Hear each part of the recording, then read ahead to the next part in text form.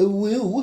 Hello there, all you individuals that like watching content revolving around the collections of people's material possessions, and or those of you who are obsessed with consuming content around and partaking in the fingering of wood for musical purposes. DenDenBMX here, and today I am finally going to give you guys an updated guitar collection video. I've been wanting to make a guitar collection video every single year to like update you on what guitars I have, but I'm kind of 3 years late. Last one I made was in 2019, I think. And when I made that last guitar collection video, things were very different. That was right around the time that Rob Chapman did a big oopsie. I was basically like bouncing around 3 different houses. My guitar collection looked very different to how it does now. And yeah, I've had a couple different guitar collections already at this point. Within my first couple of years of like learning how to play, my collection evolved into something that looked like this. And then I sold a bunch of those. And then for a while, my collection was really small and looked like this. And then after a couple of years, I got a couple more guitars. And then I made the 2019 guitar collection video. And then after a couple of years, I think my collection had gotten the biggest it ever was. Yeah, that was quite a few guitars. But then I ended up selling or trading a few of those to get some of the guitars that you'll see in today's collection video. As of today, I personally own 9 electric guitars, but there are also a few other stringed wooden instruments within this house that are not personally mine that I will still show you in this video. And I want to get into it because this is probably going to take a minute. But before I do that, I just want to thank you guys for all the recent love and support on all my videos. It truly does mean a lot. If you guys go on to enjoy this video, I would really appreciate it if you let me know and help support the engagement on this video by leaving a like, leave a comment, give me your thoughts and opinions, share the video around. And of course, if you regularly watch my channel and you haven't already hit that subscribe button,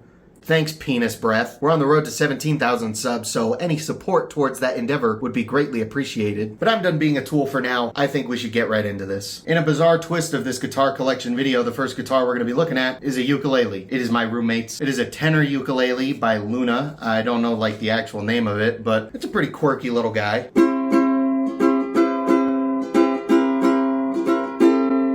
But that's not all. My roommate is an avid ukuleleist, and they also have this baritone ukulele by Alvarez.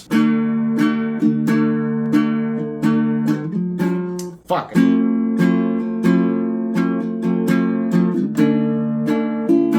I don't know what I'm doing. My roommate likes them acoustic, which is why they also have this acoustic Fender guitar. I don't know what it's called, which is kind of sad because I bought it for them. I doodle around on it every now and then.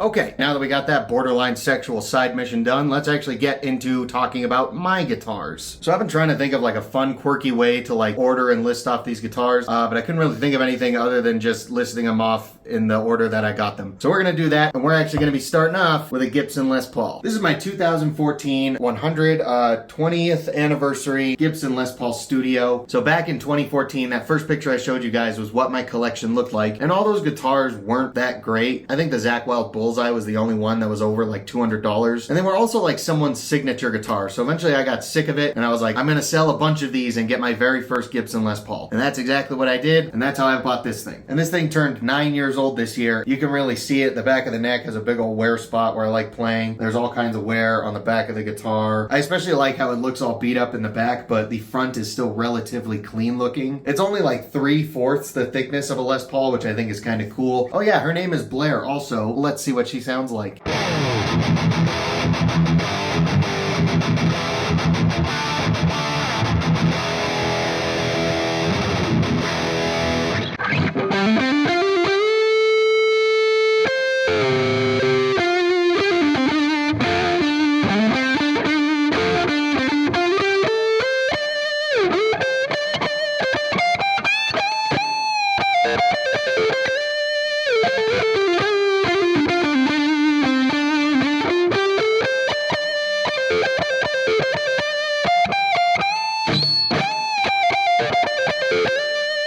So that was Blair. She's a very lovely lady. So since we're listing them off in the order that I got them, we're going to talk about the most important guitar in my collection next. This is the guitar that if there was a fire, I would run in and risk my life trying to save it, which is a 2012 LTD EC1000 in vintage black. Probably the most common and most basic EC1000 that exists. Now you may notice the big old honkin' Veronica sticker on there, and that is because I named this guitar after my grandma. Because my grandmother bought me this guitar for my birthday in 2014. Unfortunately, that is the year she ended up passing away due to complications from having non-Hodgkin's lymphoma and breast cancer. So this was the last gift that my grandmother had ever bought me, and I'm never letting it go. I would sell all of my guitars if I needed to in a heartbeat. This is the one I will not let go of. You would have to pry this thing away from my cold dead hands if you ever wanted to get it away from me. So yeah, I got the breast cancer ribbon back there, and then I have the non-Hodgkin's lymphoma one on my arm. But yeah, my grandma got me this guitar, and I'm never letting it go. And it also doesn't help that this is one of, if not the best playing guitar that I have. I also threw in the James Hetfield headset in there. It used to have EMG 8160s. They're actually going to go back in this guitar pretty soon, and I'm going to be putting these in a different guitar that we're going to talk about here in a little while. But for now, let's see how Veronica sounds.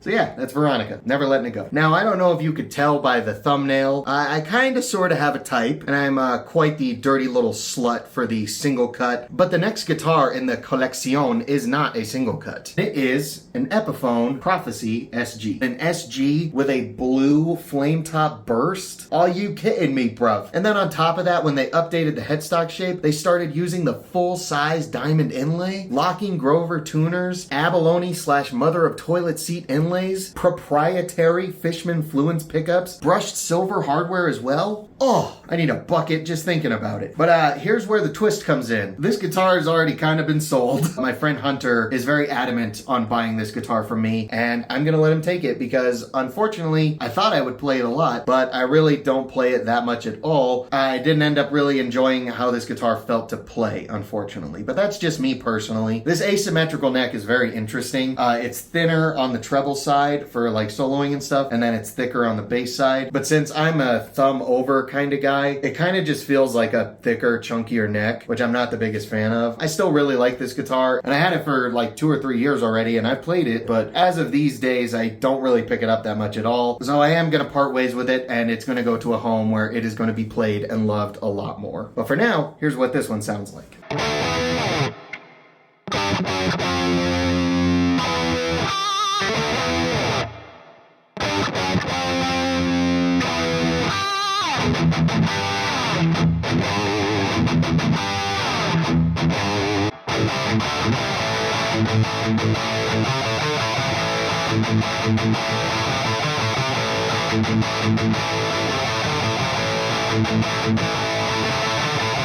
Oh yeah, almost forgot. This one's name is Blucifer. Moving on, we're gonna have yet another Epiphone, but this one's a little bit different because I actually ended up repainting this one. It is my 2020 Epiphone Les Paul Custom. Now this thing was originally Alpine White, but I enjoy my white Les Paul Customs a little bit on the butterscotch side, if you will. Or in this case, where they age so heavily that they basically become a yellow guitar. I've always wanted an aged white Les Paul Custom, and I had this guitar in Alpine White for a couple years and I left it like that, but one day I looked at it and I was like, damn, you'd look a whole lot better if you were aged. And I grabbed some tinted nitrocellulose lacquer and I just threw it over top the white, and I love the way it came out. It looks like I chain smoked next to this thing since I was born, and I love the way it looks. And then a more recent change is I swapped out the black speed knobs for gold speed knobs, just so it's a little bit more like Randy Rhoads' guitar. And then I really cannot stress how much I love that on the new Epiphones, if it's a custom, they'll put the full size split diamond inlay. I used to hate the tiny little chode split diamond they used to put on the old Epiphones, but now they put the big Bahunga full-size one in there, and I love it so much. It's not a perfect paint job by any means, but I do really love the way this guitar came out. Let's hear how it sounds.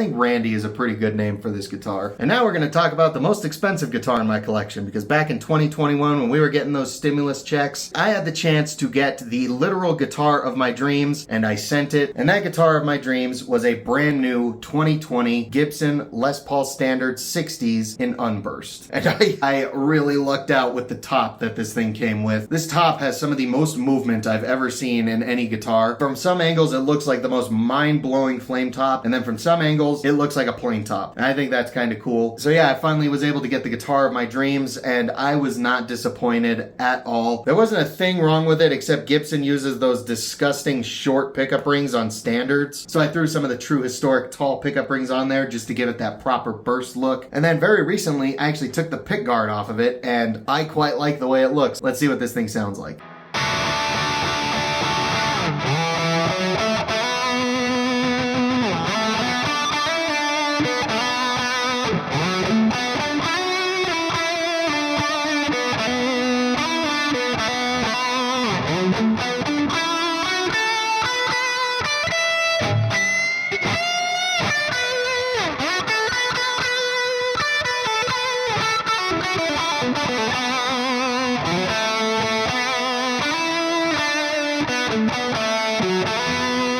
Now, unfortunately, this is another one of those guitars where I haven't really nailed down a solid name for it yet. However, I did just see Guardians of the Galaxy 3, and I am quite a fan of the name Lila. I may have found a name for this guitar, actually. Now, the next guitar is not a single cut. It is actually the only Strat that I have in my collection, but it's not just any ordinary Strat. It is a Super Strat. To be specific, it is a Schecter Reaper 6. Now, I love me my single cuts, but a Super Strat with a poplar burl top, especially if that poplar burl top is blue. Yeah, back in 2020, 2021, I kind of fell in love with looking at Kiesel's Instagram page because they really like doing this poplar burl blue burst tops, and I think it looks so nice, but I couldn't afford a Kiesel, so I started looking around for the next best thing, and I found that Schecter made these, so I ended up getting one, and I quite enjoy this thing. The swamp ash on the back looks so nice. I really love the burl that I got on this veneer as well. See, I love this guitar. I got it used. The guy that had it before me, he swapped out this Schecter pickup for a Seymour Duncan Black Winter, and it screams.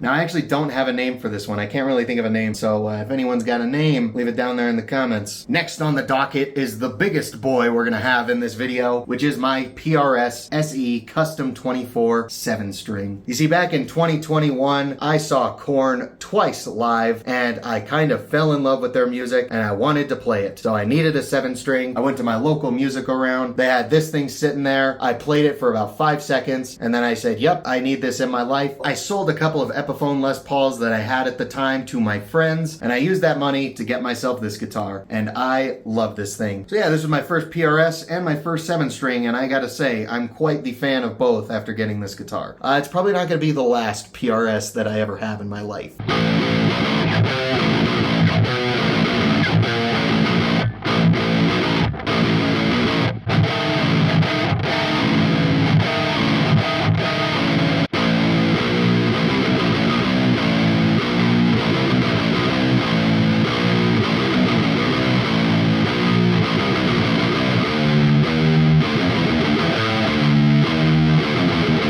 This is another one where I can't really think of a name. It's like an aqua green, so maybe like Ariel, or I don't know, maybe not that one. I don't know. Leave comments. What do you think I should name these guitars? So on top of having my Gibson 60 Standard, last year I also had a Epiphone 1959 Lazarus Les Paul. And I enjoyed that guitar for a little bit, but eventually I kind of stopped enjoying how big the neck is on that thing, and I kind of just started letting it collect dust, and I wasn't really playing it. I came to the conclusion that I didn't really need two old school classic burst-esque Les Pauls. So I sold the Lazarus and I used that money to get myself another ESP LTD Eclipse. But it's not a standard one. This is an LTD EC1000T in vintage Honeyburst satin. It is a full thickness Eclipse. It's chambered, so it is astonishingly light. I would not be surprised if this thing was in the 7-pound range. It's got that classic ESP thin U neck shape, which is my favorite neck shape. It has a very nice carved out neck heel joint. Now the flame top on my Gibson is really something, but so is the flame top on this. This may just be a veneer, but it's got movement and it's got some of the craziest flame I had seen on any of these EC1000s, and I felt pretty lucky that I was able to grab this one with this top for the price that I paid for it. And also, since it's an ESP LTD, it plays so good. And I love how this one has just the classic old fart dad guitar Honeyburst look, but like the specs on it are all modern. It comes with Fishman Fluence open core classics, which just might be my favorite set of pickups ever. Now the two humbucker voicings sound incredible, and you might be wondering why I don't have an actual full-blown like single coil Strat in my collection. That is because I've got it right here. This third voicing, it is one of the best single coil emulations I have ever come across. This thing puts coil splits and coil taps to shame. This thing actually sounds like a single coil.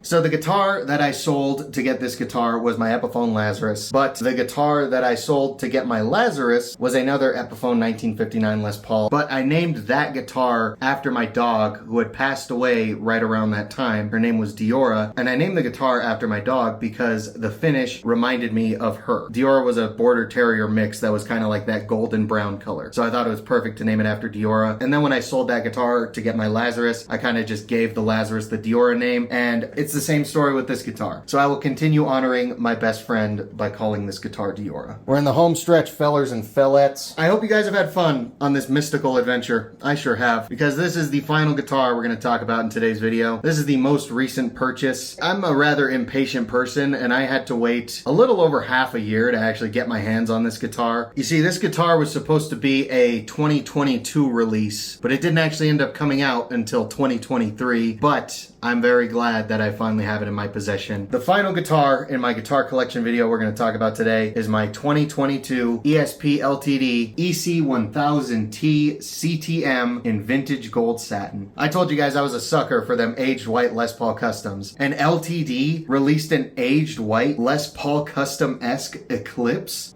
There was no way in hell I was not gonna get this guitar. My LTD Eclipses are literally my favorite playing guitars, and now there's one that comes in this awesome aged white.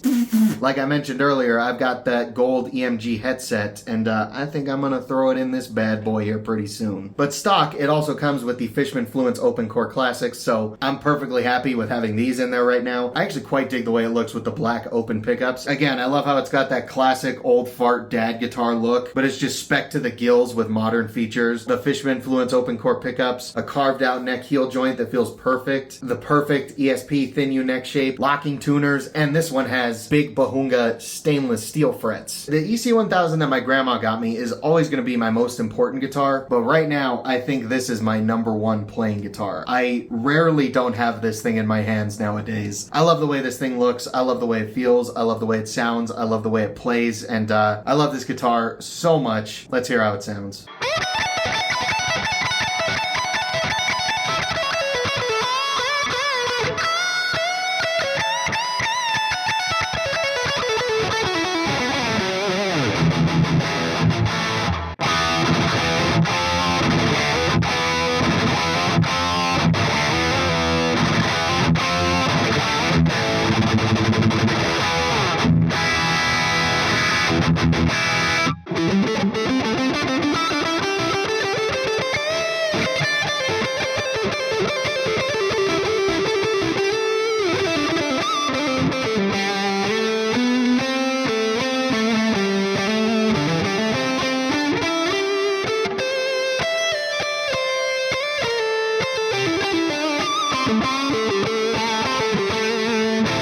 Now this guitar does have a name. I named this one Ruth after Ruth from Ozark because her hair is like the spot on same color as this guitar. And I also thought Ruth was hilarious. I don't know shit about fuck. And I think with showing you guys Ruth, that is going to conclude my 2023 guitar collection video. I hope you guys had fun and maybe even learned something. What that might be, I have no idea. But now you maybe have seen this PV Viper amplifier that I have sitting right here by my desk. And that's the only amplifier that I've ever had in my life. When I first started playing guitar, my parents got me this PV Viper. It's just been such a good amp that it's the only like real amp that I've ever had. And I haven't really felt the need to get anything else, especially when a couple years ago, I transitioned to using guitar plugins. I have a Focusrite 2i2 right here. I plug this into my computer and I just plug my guitar straight into it. I open up Reaper and I pull up my Neural DSP, Gojira, and John Petrucci plugins. And I just have the funnest time in the world just sitting here on my computer playing guitar. It's a really easy way for me to record my guitar too and have it sound really, really good without having to like mic up this amplifier or anything and maybe not have it sound as good because again, it's only a modeling amp. But these Neural DSP plugins, I really, really like the tones I can get out of them. So that was my guitar collection video and I don't think it's gonna change for quite a while. There's not really any guitars in my collection that I have like a desire to get rid of at this moment, except for the Prophecy, and I already know who wants to buy that guitar. Maybe I'll end up replacing it. I probably won't for a while though, just because I have 9 guitars. I don't need more. If there was another guitar that I wanted, it would probably be one that had a Floyd Rose. That's like the one thing I don't have in my collection right now. Is just a nice guitar with a good whammy bar system that doesn't go insanely out of tune. So maybe one day I'll get my hands on something with a Floyd Rose or something with a nice solid tremolo on it. But for now, that's my guitar collection and that's how I plan to keep it for a real long time. Sans the SG Prophecy. I adore every single one of these guitars. Some may be a little bit more important than others. Some may play a little bit better than others, but they all have their own unique purpose. They all sound different. They all have different pickups or different features that make them all unique. Like I do have a ton of single cuts, but they're all a little bit different in their own way. They've all got their purpose and I love all of them dearly. And I also love you if you made it to the end of this video. Thank you so much for watching, especially if you made it all the way to the end. Real quick before we go, I just want to give a big, huge shout out to the current channel members, Modern Balisong, Cosmic Steez, Yannick Kaminsky, and A Horse Running. These guys' support really does mean a lot. If you want to join them and get a shout out in my videos, get access to the occasional members only exclusive video, one of which is going to be all the playing clips I got with all of my guitars. Usually when I sit and record these videos, I play a lot more than I need to, so I have a lot of extra clips, and I usually turn that into a video for my channel members. So if you want to get a shout out in my videos, get access to all the unused playing clips from this video, as well as some other members only exclusive videos, as well as just help support the channel in a bigger way, you can go down there, click that join button, and become a channel member. But if that is too much of a commitment, I understand. If you don't want all those perks, but you still want to monetarily support the channel, but just as like a one-time thing, there's that little super thanks button down there. It's kind of like a little tip jar. But regardless, thank you guys so much for watching, especially if you made it this far. Once again, I hope you enjoyed. If you did, let me know by leaving a like, leave a comment, share the video around, make sure you're subscribed. We're on the road to 17,000 subs. You can follow me on Instagram at DenDenBMX as well for like other like mini guitar covers and such. But I am done being a tool. Thank you guys so much for watching. I'll see you guys next time.